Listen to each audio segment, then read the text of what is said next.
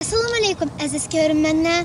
Men Kichik muxbir programmasining Kanadadagi kichik muxbiri Xadija Abdulaziz. Bu programmamizda Shimoliy Amerikadagi gimnastik musobaqalarida erkin gimnastik turida birinchilikni qo'ldan bermay vaqab bir do'stimizni ziyorat qilib keldim.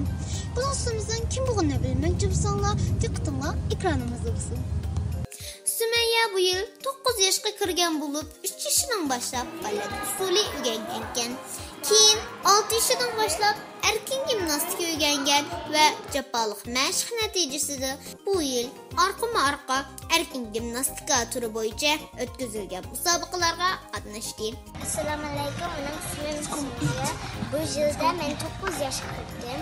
Kanadadan Amerika keldim. Men gimnastika bek amrab, xudoyim bo'lsa men yaxshi numar olaman. Rahmat. Sümeyye Amerika'nın New York ştatida o'tkazilgan 2018-yillik bahar fasllik gimnastika musobaqasida Kanadaga vakolatan qatnashib, ayrim turlarda 1 va 2-likka erishgan.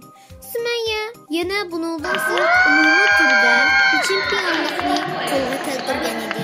Uzoq o'tmay yana bu yil 3-mart kuni Kanadaning Burlington shahrida Kanada bo'yicha o'tkazilgan balla erkak gimnastika musobaqasida umumiy tur bo'yicha chempionlikni oldi. Sümeyye'ning natijalari uchun kuchayotgan ota-onasiga ko'p rahmatimizni bildiramiz.